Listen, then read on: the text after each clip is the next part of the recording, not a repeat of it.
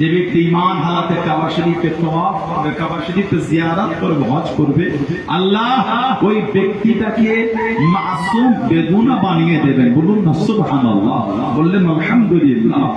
হাজীদের এত ইজ্জত, হজ করে আসার পরে কম বেশি আল্লাহ পাকের দরবারে তারা হাত তুললে নেক যদি হয়, হাদিস সাহেবটা যদি নেক হয়, কম বেশি 40 দিন পর্যন্ত আল্লাহ পাক আমাদের দোয়াটা কবুল করেন। বলুন সুবহানাল্লাহ। তা বলে এই নয় 40 দিনের পর আর কবুল হবে না,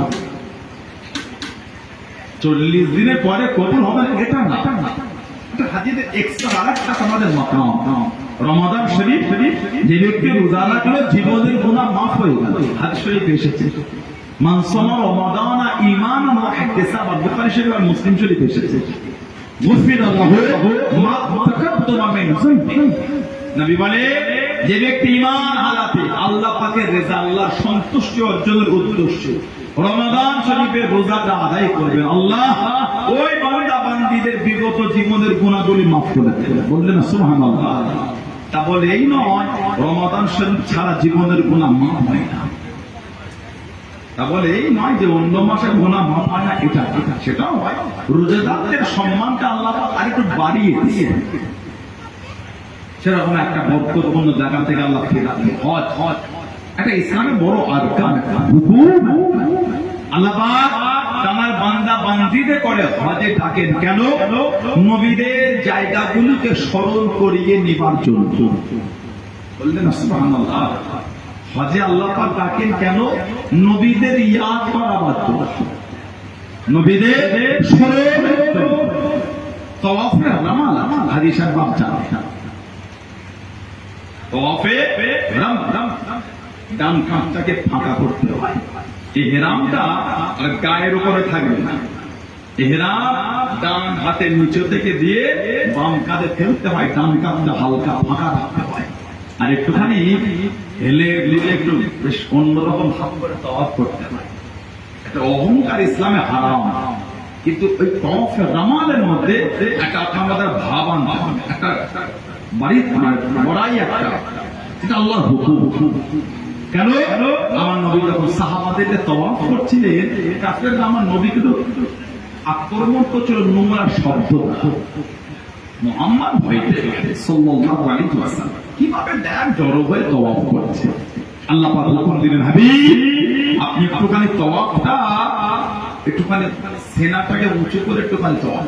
নবী পাক তাওয়াফ, ওটা আল্লাহ পাক তাওয়াফের একটা নিয়ম করে দিয়েছেন। বলুন সুবহানাল্লাহ, আলহামদুলিল্লাহ। হজের আরকানগুলিকে আপনি দেখেন, মাকামে ইব্রাহিম, মাকামে ইব্রাহিম এটা পাথর আছে, ওই পাথরে ইব্রাহিম আলাইহিস সালামের কদম শরীফের ছোপ। সুবহানাল্লাহ বলবেন না? আল্লাহ পাক নবী ইব্রাহিম আলাইহিস সালামকে হুকুম করতেন কাবা শরীফ নির্মাণ করার জন্য। নির্মাণ করতে ওই পাথর বললে পাথরটা উঁচুতে উঠতো, বললে নিচে নামতো, বললে ডান দিকে যেত, বললে বাম দিকে। ওই পাথরটা আল্লাহ হুজুরদের জন্য লিফট করে দিয়েছিলেন। লিফট তো তখন ছিল না, পরে আবিষ্কার হয়েছে। 4500 বছর কম বেশি আগে ইসলামে আল্লাহ আমাদের করে লিফট দেখিয়ে দিয়েছে। বলুন না সুবহানাল্লাহ, বললেন আলহামদুলিল্লাহ। ওই পাথরে ইব্রাহিম আলাইহিস সালামের কদম শরীফের ছোপ চলে গেল, ওইটা রয়ে গেল ওই মাকাম ইব্রাহিম, ওই জায়গার নাম। কিন্তু ওইখানে 2 রাকাত নামাজ পড়তে হয়। ওই নামাজটাকে বলা হয় ওয়াজিবুত তাওয়াফ। ওয়াজিবুত তাওয়াফ, এই 7 বার কাবা শরীফ তাওয়াফ করে 2 রাকাত নামাজটা হলো ওয়াজিব। এই 2 রাকাত নামাজটা হলো ওয়াজিব। এই মাইকওয়ালা ভাই আছে, বলছি এই ধারের 2-3টা ফ্যান একটু বন্ধ করে দেন তো, তাহলে ধোঁয়াটা একটু কম হবে। ওই ধারের হবে বন্ধ করা যাবে? ওই ধারে, এই ধারে না, ওই কাতারে, তাহলে ধোঁয়াটা একটু কম আসছে, এইগুলো একটু কম টানতে পারবে। ওই ধারে থেকে বন্ধ করে দেন তো, পরে যখন খাওয়া দাওয়া হবে তখন চালু হবে। সব করা বন্ধ করে দেন, বন্ধ করে ওর তার দুটো খুলে দেন, দিয়ে আমার সব চালিয়ে দেবেন। সব এখন মেঘনা নামিয়ে না, হ্যান্ড মেঘনা নামিয়ে দিয়ে বন্ধ করে দেন। মাকামে ইব্রাহিম, ওইখানে 2 রাকাত নামাজ, ওখানে 2 রাকাত নামাজ। এর পিছনে একটা কারণ আছে। আমার নবীর একটা সাহাবী ছিলেন, ওনার নাম হলো হযরত ওমর। হযরতে ওমর ফারুক রাদিয়াল্লাহু তাআলা আনহু, উনি ইসলাম জাহানের দ্বিতীয় খলিফা।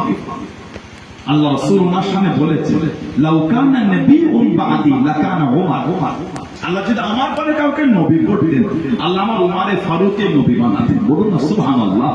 তারপরে নবী বলে দিয়েছেন, আনা খাতাবান নবিয়্যিন লা নবিয়্যা বাদি ওয়ালা বাদি নবিয়্যা, আমি হলাম শেষ নবী, আমার পরে আর নবী হবে না। যদি নবী হতো, আল্লাহ আমার ওমর ফারুককে নবী বানাতেন। বলুন না সুবহানাল্লাহ। সেই হযরত ফারুক আযম ইসলাম জাহানের তৃতীয় খলিফা। আল্লাহ রাসূল বলেছেন, ওমর তুমি যে রাস্তায় হাঁটো ওই রাস্তায় ইবলিস শয়তান পা দেয় না। তুমি যে রাস্তায় যাও ওই রাস্তায় ইবলিস ছেড়ে চলে যায়। বললেন না সুবহানাল্লাহ। উনি কিন্তু আমার নবী পাকের কাছেই শুয়ে আছেন। কে? হযরত ওমর। আরে হাদিস শরীফ এসেছে, আল্লাহ রাসূল বলেছেন, তিরমিজি শরীফের হাদিস, ইক্তাদু বিল্লাযাইন মিন বা'দি মিন আসহাবি আবি বকর ও ওমর রাদিয়াল্লাহু আনহু। আমি নবী, আমার পরে আমার সাহাবাদের মধ্যে হতে তোমরা আমার আবু বকর সিদ্দিকের কাছে যাবে, আমার ওমর ফারুকের কাছে যাবে। আল্লাহ রাসূল তিনি বলে দিয়েছেন। বলুন না সুবহানাল্লাহ। কে? হযরত ওমর। আল্লাহ নবীর সাথে কাবা শরীফে তওয়াফ করে। আল্লাহ নবী কাবা শরীফ তওয়াফ করেন। আল্লাহ নবী মাকাম ইব্রাহিমের পার করেন। আল্লাহ নবী রুকনে ইয়ামানি টপ করেন। আল্লাহ নবী রুকনে ইয়ামানি টপকে গেলেন। হযরত ওমর ফারুক টপ করেন। আল্লাহ নবী হাজরা আসওয়াদের কোন টপ করেন।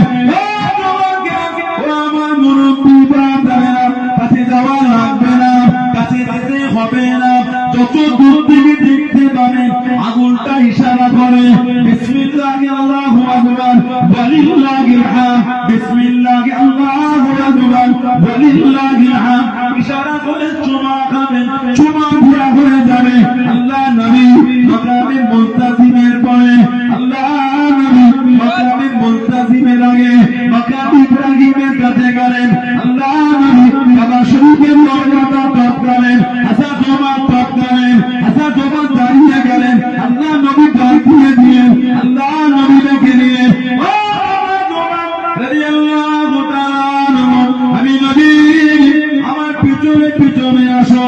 ইয়া রাসূলুল্লাহ, আমি বললাম, ইয়া রাসূলুল্লাহ, আমি বললাম, হুজুর বিয়াদি মাফ করুন, আমি এবার আমার মনটা কানে, আমার মনটা চাই এই জায়গায় দাঁড়িয়ে দাঁড়িয়ে 2 রাকাত নামাজ পড়বো। আল্লাহ নবী জানিয়ে দিলেন, আল্লাহ নবী শুনিয়ে দিলেন, আল্লাহ পাকের হুকুম হয় না হুজুর আমি 2 রাকাত নামাজ পড়বো। আল্লাহ নবী জানিয়ে দিলেন, আল্লাহ পাকের হুকুম হয় না। হযরত জিবরাইল আলাইহিস সালাম আল্লাহ নবীর কাছে চলে গেলেন। আল্লাহ পাক কোরআন শরীফের আয়াতটা নাযিল করে দিলেন, ওয়াত্তাখিযু মিন মাকাম ইব্রাহিম মুসাল্লা। করে বলুন সুবহানাল্লাহ। আর একটু জোরে বলুন সুবহানাল্লাহ। নবী বলছেন চলো। ফারুক আযম বলতে, হুজুর 2 রাকাত নামাজ এখানটায় পড়বো। নবী বলতে হুকুম হয় না হুজুর। নবী বলছেন চলো, উনি বলছেন পড়বো। তখন বারবার উনি আশা করছে, আল্লাহ কোরআন শরীফের আয়াতটাই নাযিল করে, ফাত্তাখিযু মিন মাকাম ইব্রাহিম মুসাল্লা। বলুন না সুবহানাল্লাহ। এই যে মাকাম ইব্রাহিমে দাঁড়িয়ে 2 রাকাত নামাজ আশা করেছেন ওমর ফারুক, আল্লাহ খুশি হয়ে আয়াত দিয়েছেন। বলুন না সুবহানাল্লাহ। উনি আমার নবী পাকের এমন একজন সাহাবী, কিতাব এসেছে, যিনি আশা করেছেন, আশা চাওয়া আল্লাহর কাছে যিনি চেয়েছেন, কোরআন শরীফের কম বেশি 20 থেকে 22 থেকে 26টা আয়াত, কম বেশি 26টা আয়াত ওনার আশাকে আল্লাহ কবুল করে নাযিল করে রেখেছেন। বলুন না সুবহানাল্লাহ। যার মধ্যে একটা আয়াত ওই যে 2 রাকাত 7 বার তাওয়াফ করে মাকাম ইব্রাহিমের কাছে পড়া, ওটা ওমর ফারুকের আশাকে কবুল করে আল্লাহ হুকুম দিয়েছেন। আল্লাহ নবীদের ইয়াদগাহ বানিয়েছে, নবীদের সরোবর। বাপজানকে জিজ্ঞাসা করে হাদিস জানেন, নিয়ে গেল, ওইখান থেকে নিয়ে চলে গেল সকালে আরাফা। আরাফা ইয়ারিফু মানে পেহচান না, চিনে নেওয়া, একে অপরকে জানা, খুব পুরাতন সম্পর্ক। সেই ছোটবেলায় পড়াশোনা কাজের সুযোগে আপনি এক শহরে, উনি আর একটা শহরে, 2, 5, 7 বছর 10 বছর পরে দেখা, বিয়ে বাড়িতে বলেন, কোন প্রোগ্রামে বলেন, কোন কাজে কাজে সে একালে দেখা হয় কে বলতো আরে আপনি কি অমুক নাকি, একটু রিক্স নিয়ে জিজ্ঞাসা করে নিত। হ্যাঁ হ্যাঁ আমি অমুক। আপনি কি? আমি অমুক। চিনতে পারছো কি অমুক? সে ওই স্কুলে পড়তাম একসাথে। ও আপনি থেকে হয়ে গেল তুই, লাফিয়ে তুই তুই যদি তোকে দেখে ও তুই কতদিন পর তোর সাথে দেখা। এই যে চিনে নেওয়া পুরাতন সম্পর্ক, মাঝখানে সম্পর্ক বিচ্ছিন্নতার কারণে একে অপরের সঙ্গে দূরত্ব, 5 মিনিটের কথায় আবার সেই পুরাতন সম্পর্ক একটা ভালোবাসা তৈরি হয়। এই যে চিনে নেওয়া এটাকে আরবিতে বলে আরাফা, মানে পেহচান নেওয়া, জেনে নেওয়া। বাপ আদম আলাইহিস সালাম, মা হাওয়া আলাইহিস সালাম, এই একে অপরের মধ্যে দূরত্ব হয়ে গেছে। কেন? গন্দামের ফল খেয়েছিলেন, গন্দাম আল্লাহ নিষেধ করেছে ওই গাছের ফলটা খাবে না। এই যে বাপ আদম মা হাওয়া খেয়ে ফেললেন, এটা কি বাপ আদমের অন্যায় হয়ে গেল? বাপ আদম কি ভুল করলেন? আহলে সুন্নাত ওয়াল জামাতের রায় বলে আকীদা নবীরা ভুল করে। বলো সুবহানাল্লাহ। নবীদের ভুল হয় না, নবীদের ভুল বলা যায় না, গুনাহ হবে না। নবীদের দ্বারা লজ্জাশ হয়ে যায়। আকায়েদে নাসাফি কিতাব এসেছে, আল্লামা মোল্লা আলী কারি হানাফি রাহমাতুল্লাহ আকায়েদে নাসাফি বলে কিতাব লিখেছেন। উনি আরবি কিতাব লিখেছেন, মিশকাত শরীফে সারা মিরকাতুন নাফা উলামা হযরতরা জানেন মিরকাত, মিশকাত শরীফের সারা গাইড এই আকায়েদে নাসাফি থেকে এসেছে কুল্লু আম্বিয়াউন মাসুম, প্রত্যেক নবীরা বলে মাসুম, নবীদের কোনো গুনাহ নাই। কোনো সুবহানাল্লাহ। কোরআন শরীফ আল্লাহ পাক আমাদের নবীর জন্য খাস করেছে কি? হাবিব আপনার আগে এবং পরে সবটাই মা। বলুন সুবহানাল্লাহ। আদম আলাইহিস সালাম গন্দাম খেলে আল্লাহ পাক ওটাই ইশারা ছিল দুনিয়ায় না।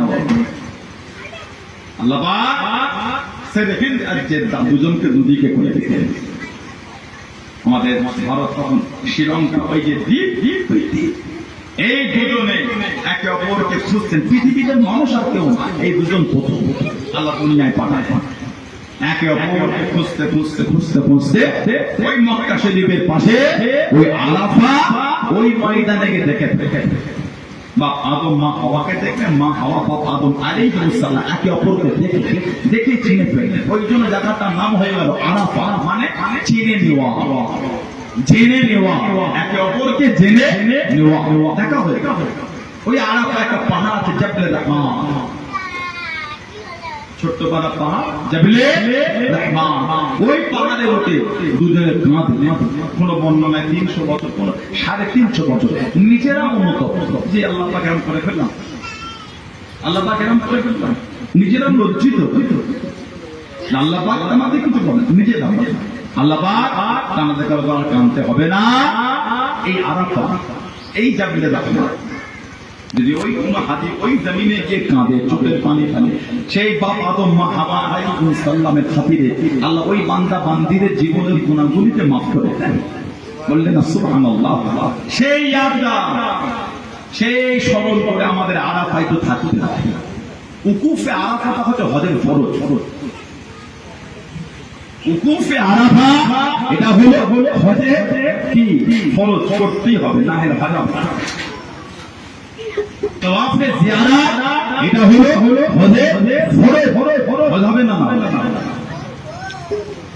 উকুফে আরাফায় যেতে হবে। ওইখান থেকে আমাদের করে মাগরিবের সময় হলে মাগরিবের নামাজটা কাজা করতে হবে। পড়লে হবে না, পড়লে গুনাহ হবে। নামাজ না পড়লে গুনাহ। ওই দিনকে হজের ওই তারিখে 9 তারিখে হজের 9 তারিখে ওইখানে ওই নামাজটা মাগরিবে পড়লে আল্লাহ নবী সাহাবাদের নামাজ পড়তে লাগলেন।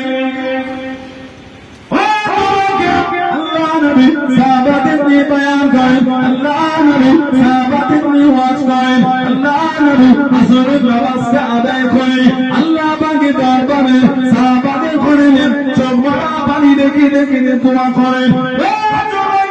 আল্লাহ আল্লাহ নবী এত লম্বা দোয়া করে দিলেন, এত দীর্ঘ দোয়া চেয়েছেন।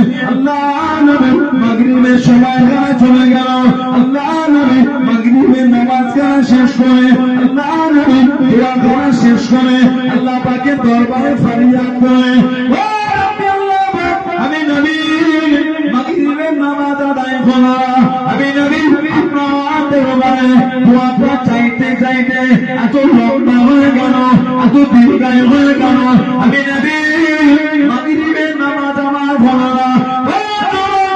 আল্লাহ রাব্বুল আলামিন জানিয়ে দেন, ও আমার নবী আপনি মন খারাপ করবেন না, আপনি চিন্তা করবেন না, আমি আল্লাহ আপনার লম্বা জান্নাতীদের জন্য এটাই নিয়ম করে দিলাম। জনে বলুন সুবহান, আর একটু জনে বলুন সুবহান। সেদিনে নবী সাহাবাদের নিয়ে দোয়া চাইতে গিয়ে এত দীর্ঘায়ু হয়েছিল, মাগরিবের সময় অতিক্রম হয়ে গিয়েছিল। ওটাই আল্লাহ পাকের দরবারে এতটা কবুল হয়ে গেল, ওটাই আল্লাহ পাক হজের একটা নিয়ম করে দিলেন। সুবহানাল্লাহ।